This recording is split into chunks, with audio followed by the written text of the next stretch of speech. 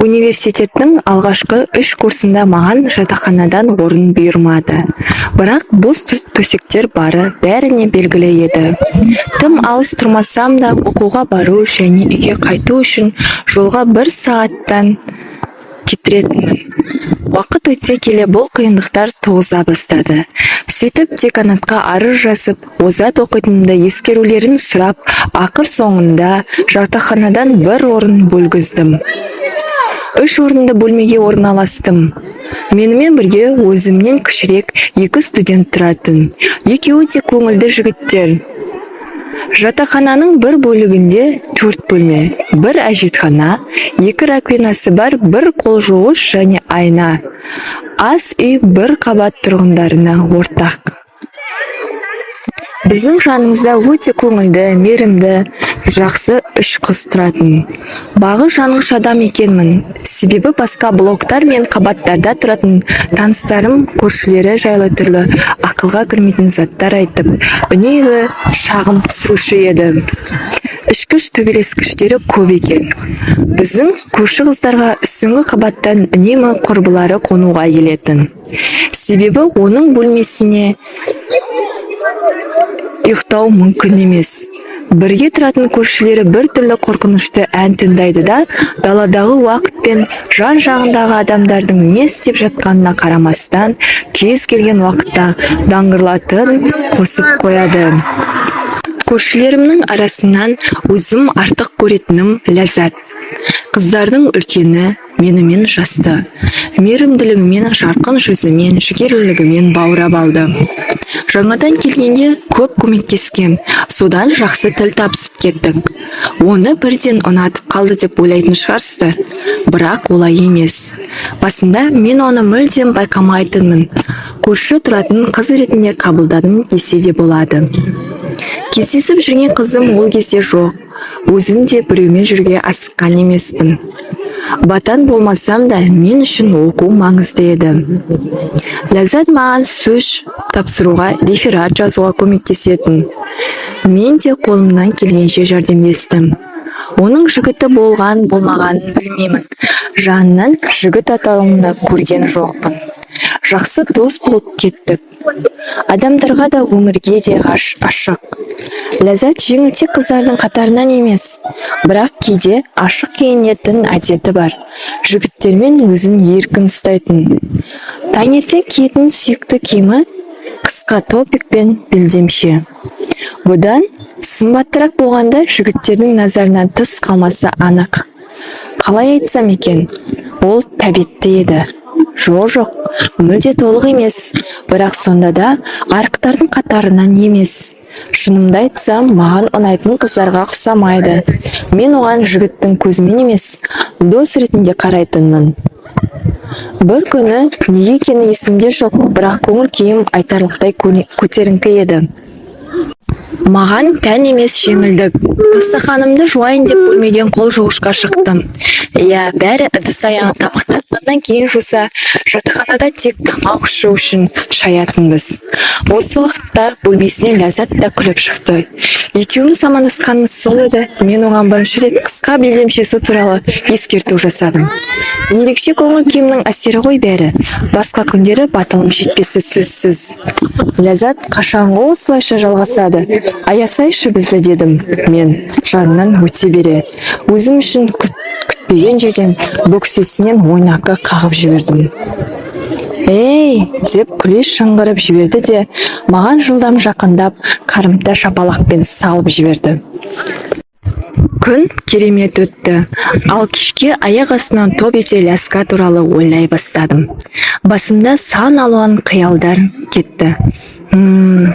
Қандай екен түсініп тұрған шығарсыздар. Мен өзімнен бұндайды күтпеген едім. Таңертеңгі кішігірім әзіл ара қатынасымызды басқа арнаға бұрарын кім білген? Бұған дейін дос деп санап жүрген Ләззат енді мен үшін басқа да адам. Оған бірінші рет жігіт ретінде көз салдым. Ғашық болып қалдым деп ойлайсыздар ма? Жоқ, олай емесіне сенімдімін. Арамызда флирт жалғаса берді. Оны біресе ақырын итеріп жіберемін, бірде бөксесінен абайлап тартып қаламын. Қорқамын ба, ұяламын ба, қайдам. Кейде бөлмесіне баратынмын. Қыздармен түрлі тақырыптарға дауласып, артынан жастықпен қағысып, бөлменің паша-пашасын шығарып ойнайтынбыз. Лясканың таңертең ашық киінетіні, кешкісін клубтарға жиі баратыны енді мені ашуландыра бастады. Таңертең қол жуғышта кигізіп қалдық.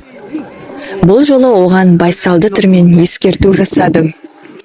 Ляс, кішкене қыз емессің ғой, осындай түрмен жүруге болады ма екен? Қойшы, жай ғана киінуге ерінемін, деді ол күле. Ашуланбадым. Тек өтіп бара жатқанда құйрығынан тартып жібердім. Бұл жолы белдемшесінің сыртынан емес, әдейі сабақ болсын деп матаны үстіге көтеріп, жалаңаш терісінен қолымды салып қалдым. Бәрі қасқағым сәтте болды. Себебі келесі секундта оның іш киім кимегенін түсіндім. Белдемшесінің астынан тыр жалаңаш екен. Тұрған жерімде қатып қалдым. Не істерімді білген жоқпын. Бұрылдым да кешірім сұрай бастадым. Аңыраған аузымен көздерін жыпылықтата ол маған тесіліп қарап тұр. Оқиға орнынан із суыттым. Жігіттер сабаққа ертерек кетіп қалған. Бөлмемнің есігін жауып, арқаммен сүйендім. Біреуден қашып келіп, жасырынып тұрғандай. Егер әлі де түсінбесеңіздер, мен қарапайым, бірақ тентек баламын. Кейде жасаған әрекетім үшін қатты жерге кіріп кетерде ұяламын. Әрі қарай не істерімді білмедім. Есік тықырлады. Біреу қағып тұр. Ашсам, ләззат. Ренжулі ме, ашуланып тұрма, жүзінен түсіну қиын. Үнсіз кірді, артынан есік жабылды. 1 минут ештеңе демей менен көз алмады. Қызарғаным-ай. Бұдан бетер ешқашан ұялып көрмеген шығармын, сірә. Ал ол назарын менен өзгеге бұрар емес. Жанына тақалып, тағы да кешірім жаудырта бастадым. Ішімнен, енді өзің ғой, әрі-бері ашық-шашық жүрген деп айтқым келсе де, қазір олай деуге қолайсыз сәт екенін түсініп тұрмын. Ляска қалт еткен жоқ. Беліне құшақтап, аузыма келген беталды заттарды айта бастадым. Не дегенім нақты есімде жоқ. Сондағысы мәнсіз заттар шығар. Ол көзін түсіріп, белінде тұрған менің қолыма қарады. Содан кейін жақындады да біз сүйісе бастадық.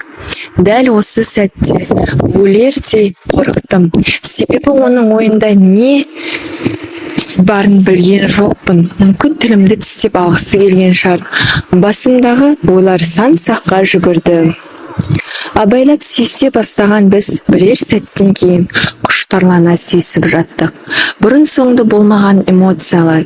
Ләззат керемет сүйіседі екен. Менің қозғаным сонша, жай ғана сүйіскеннен шегіме жете жаздадым. Қолымды оның шашына жіберіп, есімді білмей, басын, шашын сипалап жатырмын. Ол болса менің оянған серігімді сипалай бастады. Спорттық шалбардың сыртынан оның жылы алақанын сезіп тұрмын. Сөзбен жеткізу қиын бұл әсерді. Бағанағы ұятымды ұмытып, енді еш қымсынбай белдемшесін көтеріп, домалақ бүкшесіне қолымды қойдым. Санына саусақтарымды жүгіртіп, тартымды аяқтарының арасында жоғалдым. Бір сәтке де еріндерімді оның еріндерінен ажыратқан емеспін. Ойлау қабілетімді жоғалтқалы қашан. Саусақтарымды күн тимесіне тығып, оны бар күшіммен аймалағым келді. Сонда соңғы жігерімді жинап, өзімді қолда ұстауға тырыстым, үркітіп алмас үшін. Бірақ қыздың өзі жыныс мүшемді сипалап, құштарлана сүйісіп жатқан кезде бұны жасау өте қиын, достар. Алақанымен бүксесін, еріндерін, делткісін баяу, бар нәзіктігіммен аймалап, күн тимесін бірнеше рет кірдім. Үңгірінің іші жылы және дымқыл. Жоқ, өте дымқыл екен. Ауық-ауық шектен шыққан жоқпын ба, Лясканы мәжбүрлеп жатқан жоқпын ба деген ойлар келіп қалады. Мүмкін ол бәрін доғарғысы өз бөлмесіне кеткізген шығар деп те қорқып кетемін. Бұндай сәтте ақырын ғана Ләззаттың жүзіне қараймын. Уф, болып жатқан жайт екеуміздің де қалауымыз. Екеуміз де сезімге берілдік, бірақ шектен шыққан жоқпыз. Бұдан әрі өзімді тежеуге қимай, саусақтарымды күн түймесіне тереңірек, жиірек кіргізе бастадым. Тынымсыз ауырлады. Тура тұрып қызға ләззат жеткізу қиын негізінде. Алақанымды күн түймесіне барынша жақынырақ ұстап, тереңірек тоғуға тырыстым. Сондықтан ол ләззаттан құр қалмады. Ляска да мені қинаудан шаршап, қолын дамбалыма кіргізді. Бұған дейін ешбір қыз менімен бұндай істемеген. Әрине, менің сексуалды тәжірибем бар, бірақ ол қарапайым ғана секс болған еді. Жігіттер мені түсіну керек.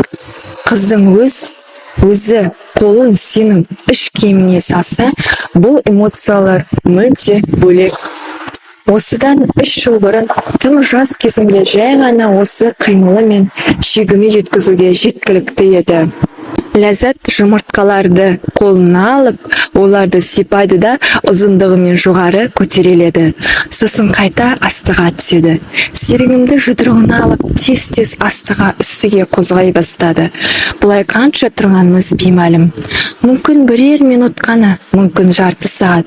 Менің мүшем оның қолына тиген сәтте уақытты санауды ұмытқан. Басым кетті, сөзсіз. Аз ғана қимылынан ақ шақатым сыртқа атылды. Оның қолы менің ішім, дамбалым, шалбарым былғанды. Ал біз одан әрі сүйісе бердік. Аузым бос болмағаннан соң бойымда жүгіріп өткен тоқтан айқайлаудың орнына түсініксіз мыңғырладым. Ал Ляска менің досымды жіберген жоқ, шауқатты ысқылап, қалағанынша аймалай берді. Бұл ессіздікті доғару керек еді, сондықтан бар көңілімді оның деліткісіне аудардым. Ляска ауа жетпегендей ауыр-ауыр тыныс ала бастады. Құдды бұған дейін бар көңілін маған бөліп, белдемшесінің астында не болып жатқанын сезбегендей. Оның дәліткесін ес білмей қинадым, бірақ байқамай ауыртып қалмау керектігі жадыда тұрды. Бір кезде ол ақырын ғана ыңылдап қатып қалды да артынан бар күшімен ерніме жабысты. Қолдарым тас боп қатқан аяқтарының арасына тұтқын іспетті. Менің аузыма ауыр дем шығарады да әлсін-әлсін дірілдейді. Бірер сәттен кейін көзіміз ашылып, көздеріміз қайта кездесті. Ләззат арқарын шапқатқа байланған қолын менің шалбарымнан шығарып, өзінің ең сүйкімді күлкісін сыйлады да бөлмеден шығып кетті. Жалғыз қалдым. Қолымда Лясканың шырыны, иісі мұрын жарады. Оның төсіне жете алмаған осы сәтте ғана есіме түсті. Топиктің астынан көргеніме қарағанда көп нәрседен айырылып қалған сияқтымын. Бұдан кейін қызық жайттар басталды.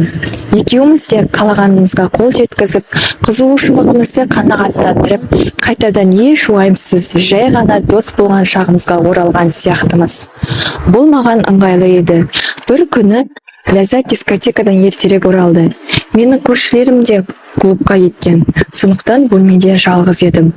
Ұйқым келмей телефонда ойын ойнап отырғам. Ляска есікке қағып шай ішуге ұсыныс жасады. Қуанышты едім.